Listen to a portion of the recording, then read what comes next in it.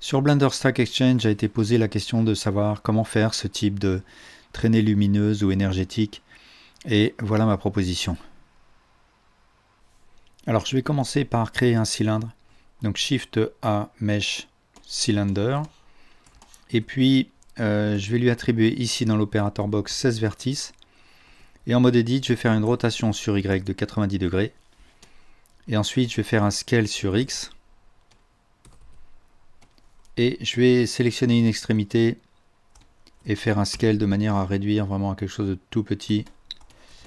Donc je me retrouve avec une espèce de cône, et ensuite je vais faire un CTRL R et je vais utiliser la molette ou bien le plus du pavé numérique pour créer comme ça une série d'edge loops. Je vais sélectionner l'autre extrémité, je vais faire un scale et je vais faire un scale d'un deuxième edge loop, peut-être d'un troisième. Donc je rappelle que pour faire venir l'outil de déplacement, je peux faire un Shift barre espace et je vais chercher Move. Et maintenant, de retour en mode objet, je presse CTRL 2 de manière à attribuer à mon objet un modifier Subdivision Surface et je fais un clic droit Shade Smooth pour me retrouver avec cet objet. Et ensuite, je vais me mettre en mode Render. Et je vais aller dans l'onglet World pour attribuer à mon objet, à mon monde, à mon environnement, une couleur vraiment très foncée. Et je vais pouvoir travailler sur le matériel de mon objet. Donc je vais ouvrir une deuxième fenêtre. Et là, je vais passer avec un Shift F3 dans une fenêtre de type Shader Editor. Je clique sur New. Et je me retrouve avec un Principal BSDF et un Material Output. Je sélectionne le Principal BSDF, j'ai activé l'add-on qui s'appelle Node Wrangler, donc avec un Shift S, je vais transformer le Principal BSDF en shader, mix shader, et là je vais mixer un shader émission avec un shader transparent. Alors l'émission, je vais choisir une couleur bleue, et si je joue sur le facteur, je vois pas de transparence parce que par défaut dans Eevee je n'ai pas de transparence, donc il faut que j'aille dans l'onglet Material et sous Settings je choisis Blend Mode Alpha Blend, Shadow Mode je vais mettre None, et maintenant si je joue avec le facteur je vais passer de l'émission à la transparence, et ce que je veux en fait c'est créer des stries sur la longueur de mon objet. Donc je vais utiliser un node de type Noise, donc Shift A Texture, Noise Texture, et je vais brancher le facteur dans l'entrée facteur du Mix Shader. Et par défaut, le Noise Texture va utiliser un mode de projection de type Generated, c'est-à-dire en fait le noise va se projeter sur la surface et va tenir compte des proportions de l'objet. Donc là, comme l'objet est très étiré, le noise va être étiré sur la longueur.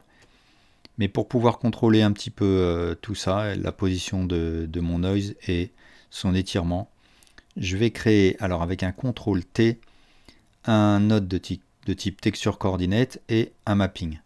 Et là, grâce au mapping, si je veux, je peux étirer mon bruit, plus ou moins. Mais pour bien voir le résultat, ce que je vais faire surtout en aval de mon noise texture, c'est créer un converteur color ramp. Et là, je vais un petit peu rapprocher les deux curseurs du color ramp de manière à avoir un contraste un petit peu plus marqué. Et ce que je peux faire aussi, c'est changer la taille de mon noise, ici avec la valeur scale du noise texture. Donc je vais faire quelque chose comme ça. Et ce que je vais faire aussi, c'est augmenter la valeur strength de l'émission. Et dans le panneau render, activer Bloom de manière à avoir un effet de lueur.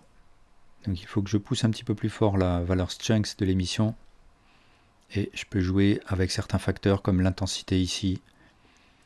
Donc je vais faire quelque chose comme ça. Ce que je vais faire aussi, c'est tout sélectionner en mode edit et puis faire un scale sur Z de manière à un petit peu raplatir mon objet. Et maintenant, je vais commencer à l'animer. Donc, je vais pouvoir animer ma texture en jouant sur la valeur location sur X pour créer un effet de vitesse comme ça. Donc, je vais d'abord commencer par ouvrir une fenêtre de type dopsheet, donc Shift F12. Je vais faire durer le dopsheet peut-être 50 images. Et sur le mapping, je vais créer avec I une première keyframe sur les valeurs de location. Et ensuite, à la dernière frame, je vais jouer sur la valeur X. Donc peut-être que je vais mettre quelque chose comme 2. Et je represse sur I. Et du coup, maintenant, si je lance l'animation, je peux voir la texture comme ça qui glisse le long de la surface. Alors là, j'ai une accélération et un ralentissement. Donc ce qu'il faut que je fasse, c'est que je presse T et que je choisisse une interpolation de type linéaire.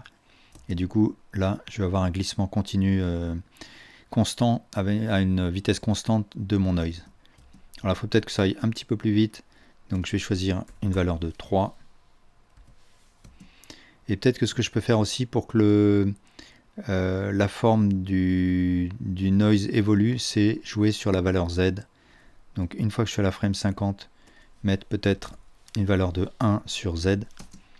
Et du coup là j'ai une évolution de la forme de mon noise.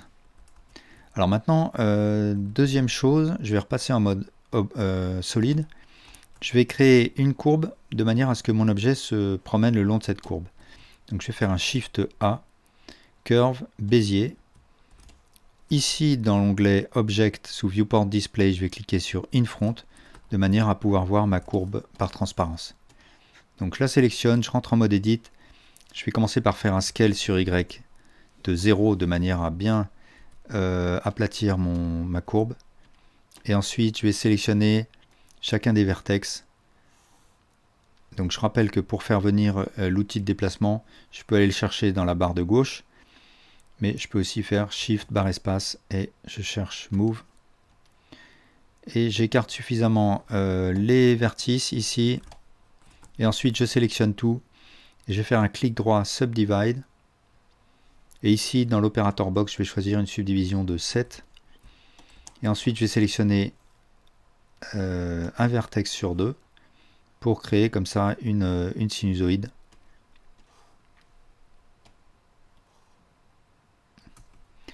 Et maintenant, je sélectionne mon objet à nouveau, je vais dans les modifiers, et là, je crée un modifier de type curve, et je vais choisir ma curve comme curve object. Du coup, mon objet va venir se caler au début de la curve. Alors, si je sélectionne ma curve, que je rentre en mode edit, je peux ouvrir le panneau Viewport Overlays, et là, je peux afficher les normales, et voir dans quelle direction va la courbe. Donc là, elle va dans la direction que je souhaite. Mais si je veux que mon objet aille de l'autre côté et aille dans ce sens-là, ce que je peux faire, c'est un clic droit Switch Direction. Et là, du coup, mon objet vient de l'autre côté. Donc je vais refaire un clic droit Switch Direction. Et je vais pouvoir déplacer mon objet le long de la curve, comme ça. Ce que je peux faire aussi, c'est ici, en sélectionnant ma courbe, cliquer sur l'onglet Object Data et augmenter la résolution de ma courbe. Donc je vais la mettre par exemple au maximum 64, de manière à ce qu'elle soit bien lisse, parce que si je la réduis, je vais avoir quelque chose d'un peu trop anguleux. Et la valeur render, je la laisse à 0, et si je la laisse à 0, elle va s'aligner sur la valeur que j'aurais mis en Resolution Preview. Donc là, je resélectionne mon objet, je vais un petit peu l'avancer pour bien l'engager sur la courbe, et je vais créer une première image clé pour enregistrer sa position. Donc je presse I, et je choisis une keyframe de type Location Rotation Scale, et ensuite à la frame 50, je déplace mon objet jusqu'au bout, et je presse à nouveau I, Location Rotation Scale, et là à nouveau je vais créer une interpolation de type linéaire, donc je presse T, Interpolation Linear, et voilà ce que j'ai. Alors peut-être que ça va pas assez vite, alors ce que je vais faire tout simplement, c'est réduire la taille de mon objet en mode Edit, et du coup ça va aller plus vite.